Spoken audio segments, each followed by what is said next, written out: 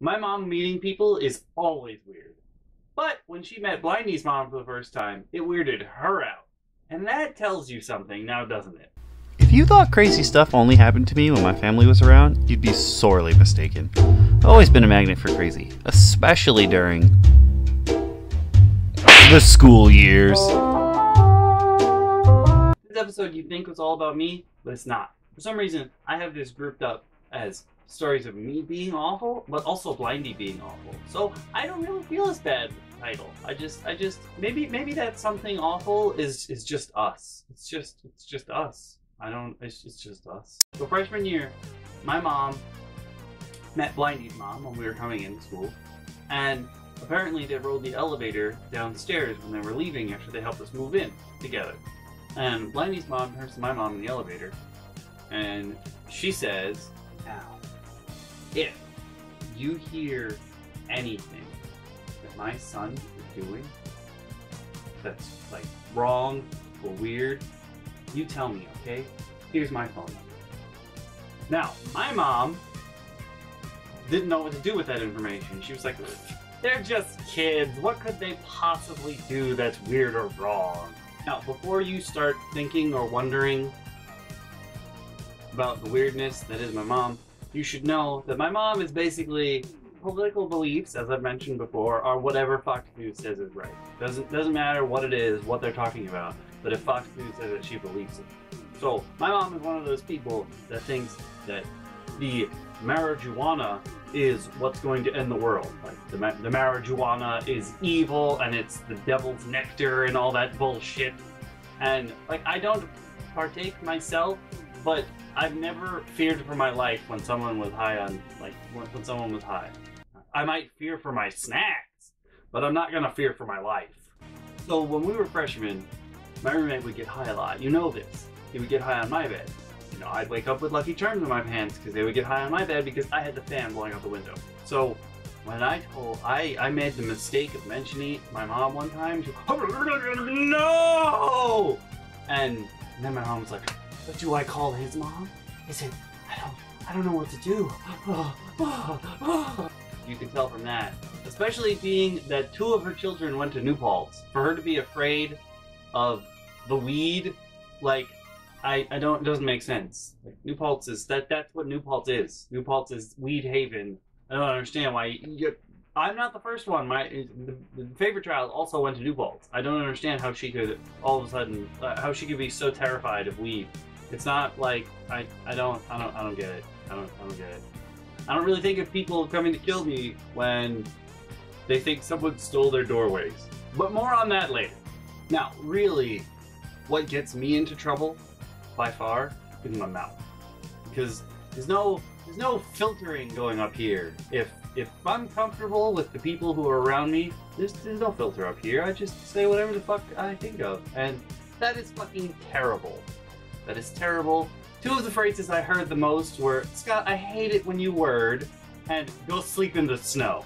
And I'm going to tell you 2 very specific occasions for which these phrases were developed and spoken to me.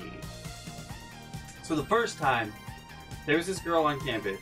You're going to know by the end of this episode that I am a terrible fucking person. But there was this girl on campus that I guess ate around the same time that I did. You know, Asian meal times, 12 and 6. I was in the dining hall. If it was 12 and 6, I was in the dining hall. There's this one girl on campus who's kind of buff. She had a purple mohawk. Think a Bebop. Think Bebop from Teenage Mutant Ninja Turtles. And this one time, I was leaving the dining hall as she was coming into the dining hall, and she tackled someone out of the way to, like, get through the door. And she's a big girl, so she kind of just, like, was weaving in and out, but kind of bumping people on the way through. And our group squeezed past her group on the way in. And when she's done passing, because there's no filter up here, I said out loud, "Oh my god, I think I just saw a buffalo."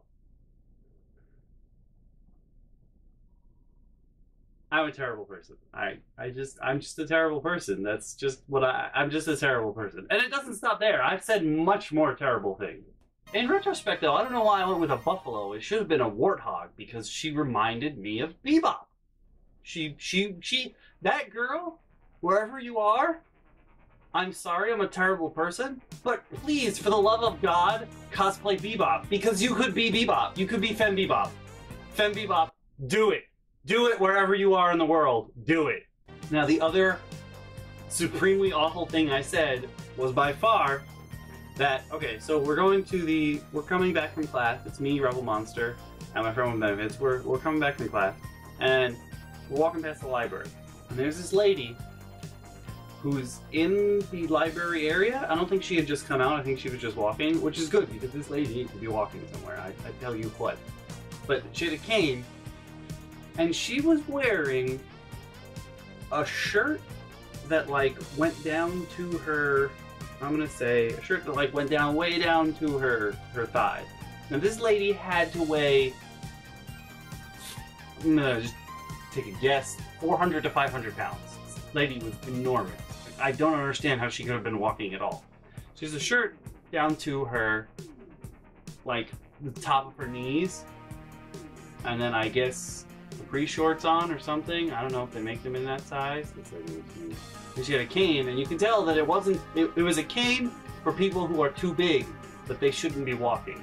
Like, they shouldn't be able to walk. They should be walking, but they haven't done exercise because... And this lady's shirt that was down to her knees was every fucking color of the rainbow.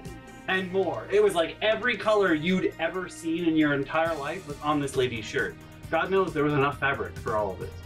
And she walks past us. And she's enormous. There's like weird bulges everywhere because she's quite a bulbous lady. And she's got the cane because she can't walk because she's too big and hasn't done exercise probably ever in her entire life. Fucking multicolored shirt with like 10,000 colors on it. And when I say 10,000, I don't mean the number 10,000. I mean the Chinese thing where 10,000 is actually infinity. Every fucking color you could ever fucking imagine. I bet every color that a mantis shrimp can see was on this lady's shirt. And she just walked past ever so slowly, and she gets a little bit past us, and I just look at the whole monster in front of us, and I go, it's like a clown car without the wheels! And now again, you know, I am a horrible, horrible human being. Now, you guys remember how I mentioned a bit ago how Blindy was into the weed, the devil's fruit, the devil's nectar. Oh, he would later move on to much more terrible things. Thankfully, after we stopped living together, and he had moved on to another suite. He actually moved into the same suite that a fighting penguin moved into after he left us behind. But, so, he moved on to a different suite, and he moved on to different things. And I remember this one time, his roommate, after he stopped living with me, messaging me, and he was like, bruh, he's got acid tabs in the fridge. And I told him, get them the fuck out of our fridge, because I'm not going to get in trouble for you putting your acid tabs in my fridge. So Blindy's reaction, instead of just taking them out of the fridge, was to take them out of the fridge in their room and put them in the fridge in a common room of their suite, thus implicating everyone should he get caught. And that's not okay, man. If you're gonna hide your drugs, you hide it in a place that's just for you, because why would everyone have to go down just for you? That's just mean. That's just mean. However, one time I did go to visit him, and he kind of grabbed me by the collar when I walked into his room, and I was like, "Sup, Blindy?" And he's like, he was fucking high out of his mind at that point in time. So he grabs me by the collar, and he's like,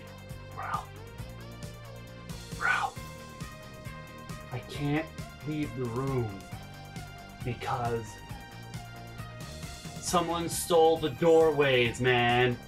Do you have them? Do you have the doorways? Huh? Now, I don't know how you guys would have reacted to this, but me, I'm just sitting there like, where would I put the doorways on my person? There, doorways are bigger than I am. I don't know how to help you here, man. I don't have the doorways. I'm sorry. I guess you're trapped here forever. And he just kind of slunk back into his little...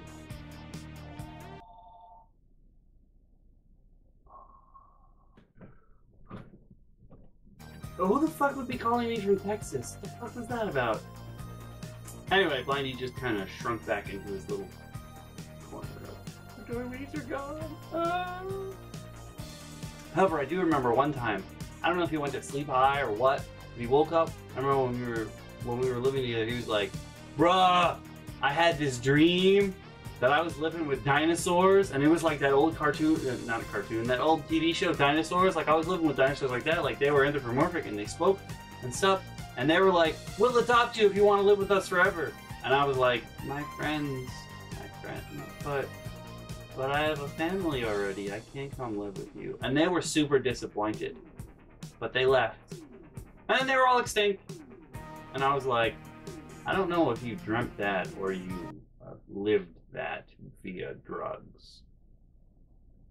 My absolute favorite story of being a terrible person, yet also being able to think on my feet, definitely is this.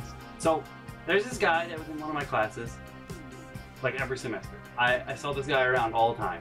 He was in at least one of my classes every semester. So I knew him, but I never really spoke to him.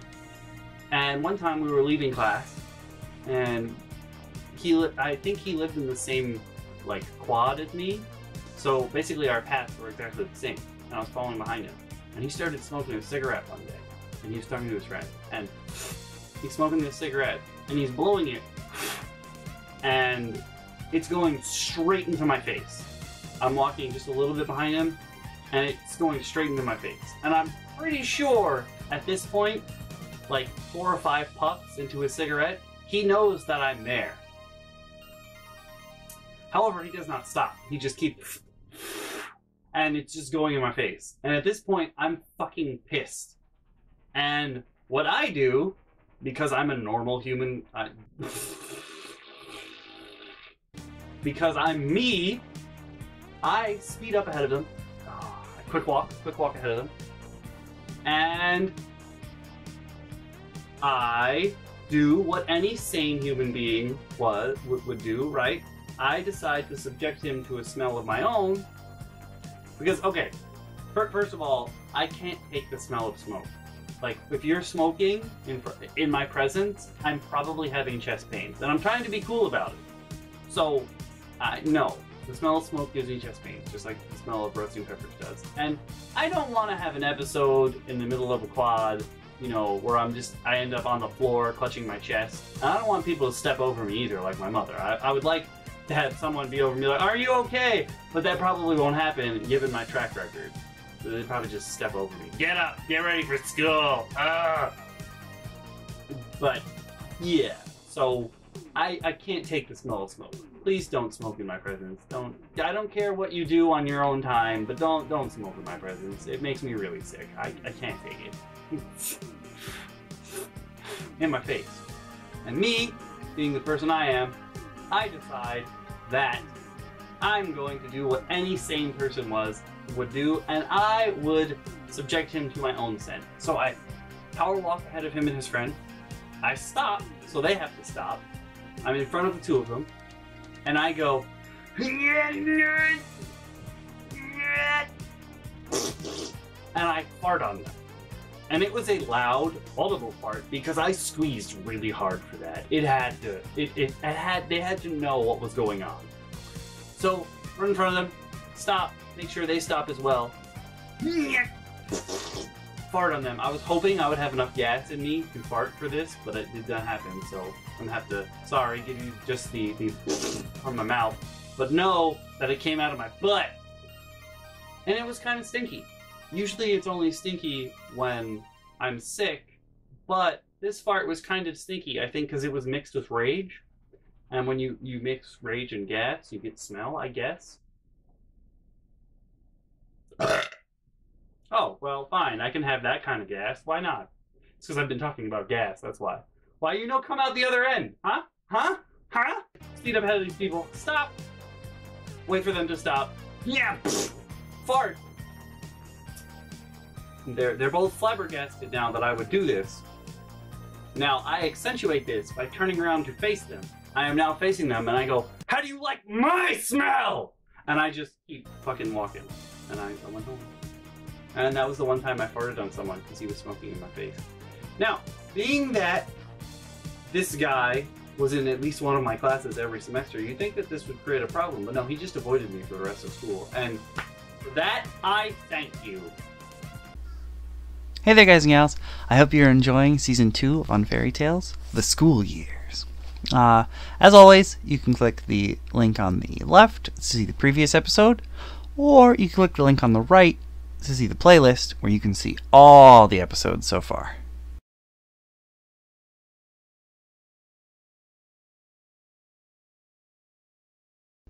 I joined the workforce in college, and boy was it interesting.